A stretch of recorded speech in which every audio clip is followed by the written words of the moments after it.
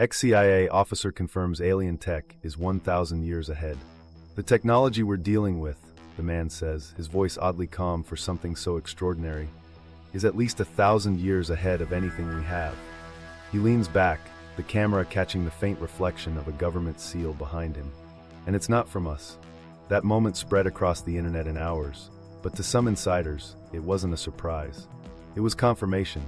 Because for decades, government scientists and defense contractors have quietly tried to engineer the impossible. Craft that can accelerate from 0 to hypersonic speeds without wings, exhaust, or sound. No burning fuel, no visible thrust. Just a silent blur moving faster than physics should allow. Every attempt to imitate it ends the same way. Confusion, failure, and more classified folders disappearing into vaults. Here's the tension. Everything we've built follows the limitations of Newton and Einstein. Our technology depends on combustion, friction, and measurable forces. But these unknown craft ignore all that, moving as if gravity itself bends to them. Every law we use to keep planes in the air just doesn't apply. So where did this knowledge come from, and who's speaking up about it now? Two names keep surfacing: John Ramirez, an ex-CIA officer who's become unexpectedly candid about non-human intelligence, and Luis Elizondo, the man who led the Pentagon's secret UFO program known as AATIP. They come from totally different corners of US intelligence, yet their testimonies somehow fit together like matching puzzle pieces. Ramirez suggests there's already a government timetable for revealing the truth. He claims something significant could happen around 2027. Elizondo, meanwhile, points to physical evidence the military's been quietly studying for years: materials, sensors, and radar data that simply don't line up with any Earth-made technology. Think about that. Two former insiders, both risking careers and reputations, describing technology vastly superior to our own, yet both insisting it's real, not myth. Whether they're right or not, they're telling parallel stories that suggest a single ongoing operation, one to study non-human technology, and another to slowly prepare the public for what it means. To grasp why these claims matter, it helps to start with the evidence that forced even hardened skeptics to pay attention: the recordings that caught the impossible on military equipment. Footage known today by names like Tic Tac, Gimbal, and Go Fast. In those clips, advanced fighter pilots swear they witnessed craft dodging radar lock and changing direction instantly, something no known jet could do. The US Navy verified those videos as authentic, and the Pentagon confirmed they were, in fact, unidentified aerial phenomena. These weren't hoaxes. They weren't special effects. They were seen by trained observers, tracked on multiple systems, and logged in Defense Department reports. Now here's the promise of this story. By the end, you'll understand why people like Ramirez and Elizondo insist that alien, or at least non-human, technology isn't just real but thousands of years beyond us. You'll see how government scientists have struggled for decades to replicate something that defies our understanding of propulsion, inertia, and space-time itself. And you'll see why, if these insiders are telling the truth, our world has already brushed against a future we were never supposed to touch. Because the question isn't just whether the technology exists, it's whether we've been living next to it all along. When the impossible was recorded, it started with a radar blip that made no sense at all, an object moving 60 miles in less than a second. The date was November 14, 2004. Off the coast of San Diego, members of the US Navy's Carrier Strike Group were running a routine training exercise. But as the radar officers recalibrated their systems, they realized the target wasn't a glitch. It was something real, descending from 60,000 feet to near sea level almost instantly. Commander David Fravor, a decorated Navy pilot, was sent to check it out. What he saw would later ignite one of the most credible UAP cases ever documented. Below his F/A-18 Super Hornet, hovering just above the ocean, was an object shaped like a smooth white pill, no wings, no markings, and no visible means of propulsion. It darted around like it was alive, changing direction in ways that made the air itself seem irrelevant. Fravor tried to engage, but before his aircraft could close in, the object shot off, gone in a blink. When they returned to the carrier, the radar crew was stunned. The same object had reappeared 60 miles away, at the precise coordinates where the pilots were instructed to regroup. In debrief, Fravor described it as like nothing I've ever seen. This wasn't a random witness or internet clip. It came from the Navy's own radar systems, later confirmed as authentic by the Department of Defense. The infamous Tic Tac video, publicly released years later, showed the same encounter captured on advanced infrared targeting pods. No wings, no exhaust, just a cold, oval shape accelerating beyond anything our aircraft can reach. Now, here's where the story deepens. Around the same time, other fighter pilots captured similar footage. In 2015, the Navy recorded 2 more encounters, Go Fast and Gimbal. Different flights, different sensors, but the same pattern. Objects accelerating, hovering, and maneuvering with complete disregard for inertia. In one clip, the target seems to jolt sideways faster than any jet can physically handle. The pilots' voices, caught on the recording, show a mix of disbelief and laughter. Because what else can you do when the impossible happens on your own targeting screen? Dude, one says, look at that thing, it's rotating. And indeed, the object in the gimbal video seems to pivot midair, as if it's controlled by fields instead of aerodynamics. These were trained observers, flying some of the most advanced aircraft on Earth. They know optical illusions, atmospheric distortions, and equipment errors. But this wasn't that. Multiple radar systems, long-range cameras, and the pilot's own eyes all agreed. The craft were solid, fast, and operating in ways that our propulsion physics can't reproduce. Let's break down why this is so alarming for scientists and engineers. When an aircraft moves, it has to push against something: air, gravity, friction. Every bit of speed costs enormous energy. The Tic Tac didn't follow those rules. It produced no heat signature consistent with propulsion, made no sonic boom crossing Mach limits, and apparently handled G-forces that would liquefy human pilots. One analysis estimated maneuvers exceeding 14,000 GS, while modern fighters start breaking apart near 10.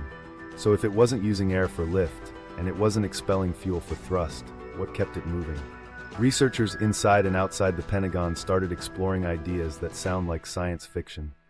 Gravitational field manipulation, plasma envelopes, space-time distortion. Yet even the most optimistic physicists admit, if this is real, it's way past anything humans can engineer. Which is exactly why officials created the Advanced Aerospace Threat Identification Program, or AATIP, years before the videos went public. Pilots like Fravor became reluctant heroes. For years, they stayed quiet, worried that speaking out would wreck their careers. Nobody wanted to be the UFO guy in the Navy.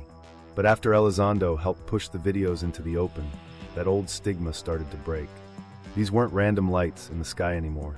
They were measured, documented, and logged in defense archives. The impossible had names, coordinates, and timestamps. Ask radar technicians who worked those missions. They'll say the same thing. Whatever those objects were, they weren't storms, birds, or sensor reflections. The radar literally locked on. The blips weren't ghosts. One technician later told investigators he watched similar objects appear almost daily during that training phase. They'd show up on scope, hover for hours, and vanish at supersonic speeds. Every recalibration confirmed the same readings. From the outside, skeptics argue human error or misinterpretation. But to those who saw it firsthand, the experience redefined the limits of flight itself. One physicist involved in analyzing the records compared the Tic Tac's movements to a car moving from 0 to 12,000 miles per hour in less than a second. If you tried that with known materials, the craft, and the pilot, would disintegrate instantly. The implications go beyond military curiosity. These encounters mean that something in our atmosphere, or near it, is operating technology far beyond known propulsion systems. It's not Russian or Chinese. The data from multiple allies show similar patterns across decades, synchronized and global. Whatever it is, it's been here for a while. The public only learned about these videos years later, after persistent leaks, freedom of information requests, and insider testimony. The Pentagon eventually confirmed their authenticity, but avoided any claim about origin. They simply said, unidentified aerial phenomena. The label said nothing, and yet admitted everything. It left open the possibility that something non-human was demonstrating capabilities we couldn't match. Now think about what that means inside classified research circles. Engineers are trained to break problems down into physics, materials, and power equations. But if you show them a craft that ignores inertia, there's no reference point. The math falls apart. That's why, for years, small research teams inside defense contractors have reportedly tried to replicate what they call lift anomalies. Every attempt fails the same way. No method to generate sustained, reactionless propulsion. The frustration is palpable in Declassified memos. They want to understand, but there's nothing to dissect. No debris, no recovered tech that's officially acknowledged. Which raises an uncomfortable point. If the government truly has nothing, then these craft are operating freely in restricted airspace, outperforming everything we have, without detection until they choose to be seen. And if we do have pieces, well, that opens a much larger story, one that insiders like Ramirez and Elizondo hint may already be unfolding behind locked doors. Either way, that November day in 2004 set a precedent. The impossible wasn't a claim, it was recorded, and it kick-started a chain reaction inside the intelligence world. Suddenly, people who'd spent careers laughing off UFO chatter started taking quiet meetings, comparing radar logs, whispering about propulsion systems long listed as theoretical only. Because once those videos surfaced, one truth became unavoidable. Something not built by us was flying rings around our best pilots.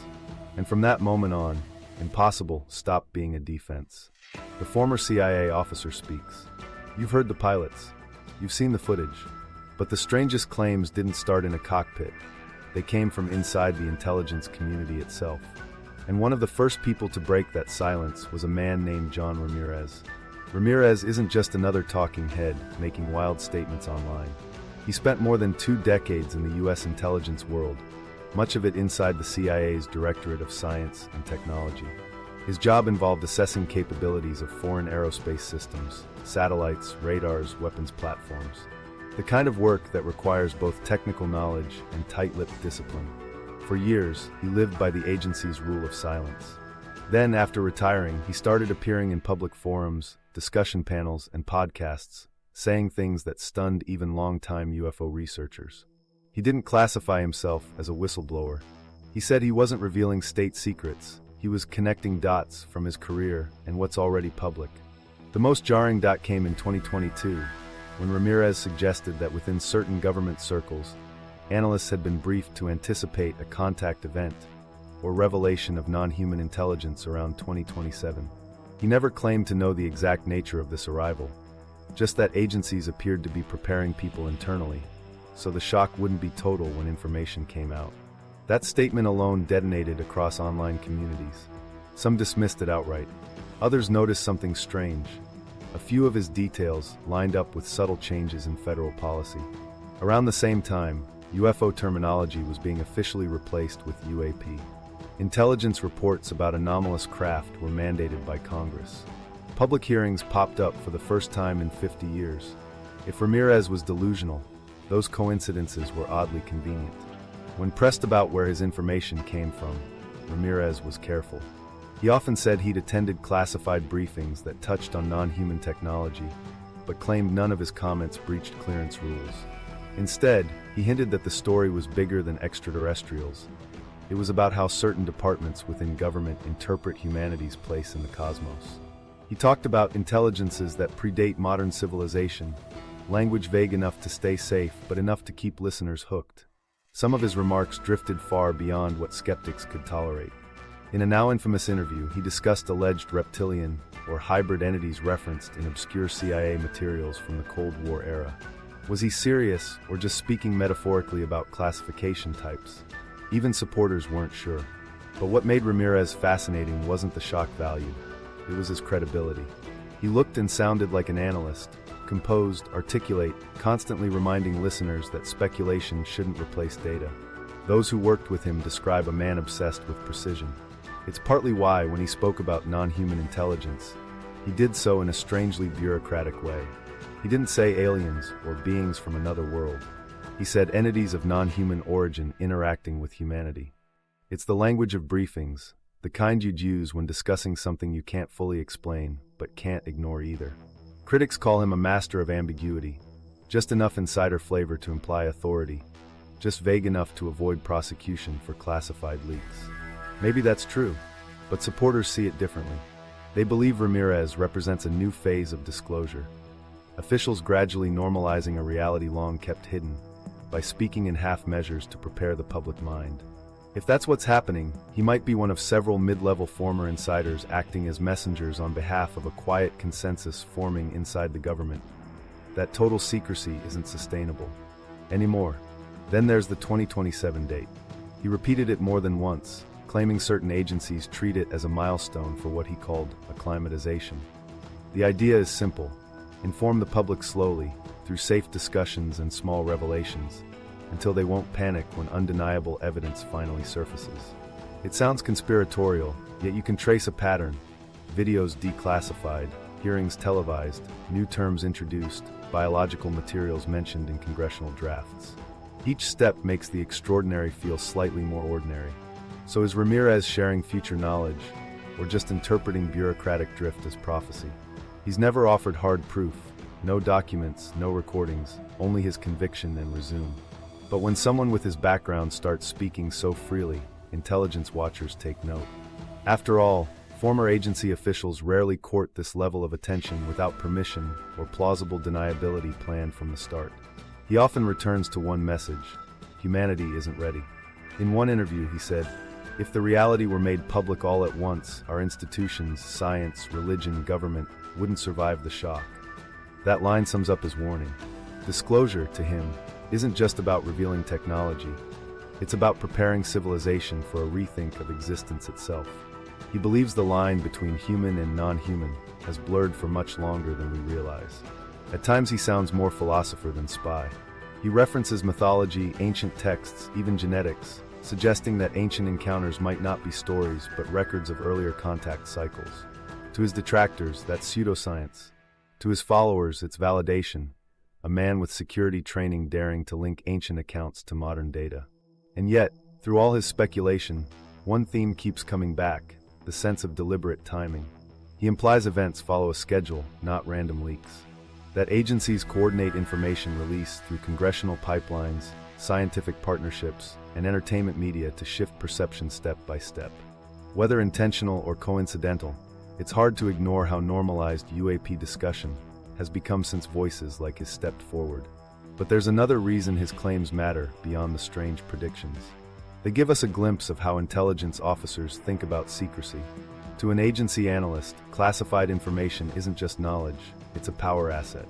How and when it's revealed can influence society, politics, even markets. If some version of crash retrieval or advanced craft research truly exists, managing that narrative would be as valuable as the technology itself. Ramirez never says he's seen the hardware. He frames himself as a conduit between worlds, the one still bound by non-disclosure, and the one hungry for truth. When asked if physical artifacts or biological evidence actually exist, he deflects. Some people inside know more than others, but preparation goes beyond material. It's psychological. That phrase, psychological preparation, shows how he views disclosure less as revelation and more as calibration of belief. Still, he's careful to note that everything he says is his personal opinion.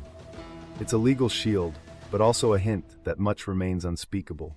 And this is where his story links to someone else, Luis Elizondo, the Pentagon insider who ran the Advanced Aerospace Threat Identification Program. While Ramirez hinted from the sidelines, Elizondo was in the ring, studying the phenomena from within. Because if Ramirez represents the philosophical side of the mystery, Elizondo brought the operational one. And his journey picked up exactly where Ramirez's warnings left off, inside the most secretive corridors of the Department of Defense. Luis Elizondo and the secrets of AATIP.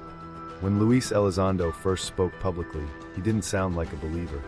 He sounded like a man who'd seen something that refused to fit inside his training manuals. Before 2017, almost nobody outside defense circles had ever heard his name. Inside, though, he was known as a program director who handled unconventional aerospace threats, the kind of vague title that keeps any curious journalist chasing dead ends. That program was called AATIP, the Advanced Aerospace Threat Identification Program, and its existence alone raised questions Congress wasn't ready to answer. AATIP wasn't born out of curiosity, it was born out of fear. After those strange encounters off California and the East Coast, certain Pentagon officials wanted to understand what our pilots were facing. Elizondo was given the uncomfortable job: investigate unidentified craft that seemed to outperform human technology by orders of magnitude. The catch? Do it in virtual secrecy, with a budget smaller than most aircraft maintenance contracts, and report only to people with enough clearance to even swallow the results. Inside that tiny office, the team gathered footage, radar logs, and pilot interviews.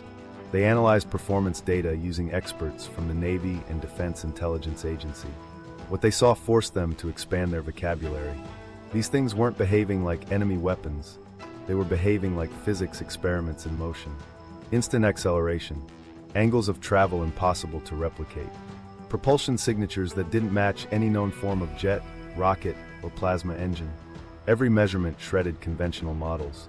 To avoid ridicule, they stopped using the word UFO. They called them anomalous aerial vehicles. Still, the implication hung in the air. Whatever these were, they could outfly anything built by humans. Elizondo began pushing for higher-level attention, insisting the threat, whether foreign or not, was real. His memos emphasized national security, but privately, he admits what really haunted him were the performance metrics. He'd been trained to rule out fantasy.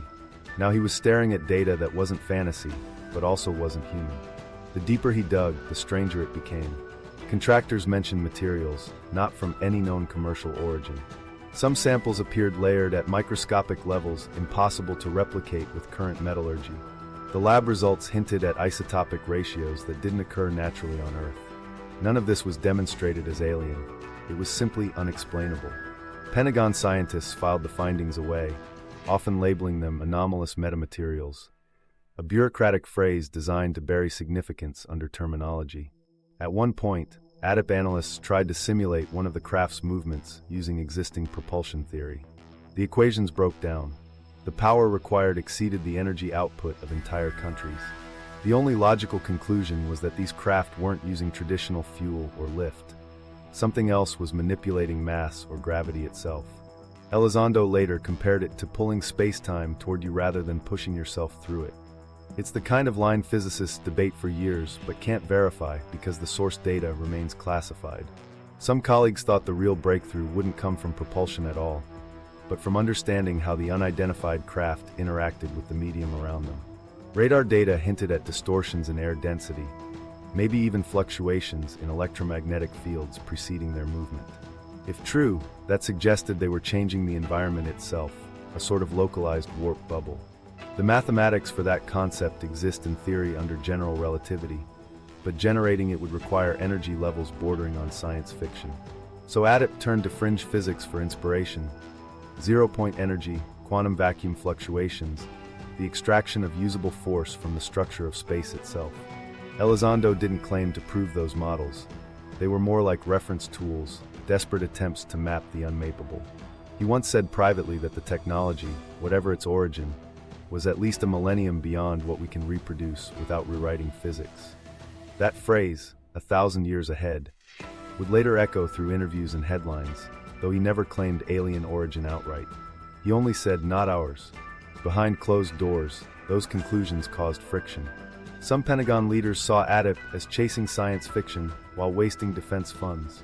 Others thought the discoveries might point to breakthroughs worth guarding for weapons research. The internal tug-of-war eventually forced Elizondo into a choice: stay silent inside the system or go public. In 2017, frustrated by what he described as bureaucratic indifference, he resigned.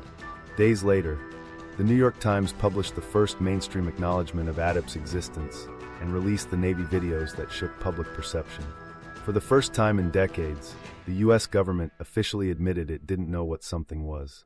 After retiring, Elizondo joined Tom DeLonge's group to the Stars Academy, a blend of entertainment label and research company that aimed to push disclosure further.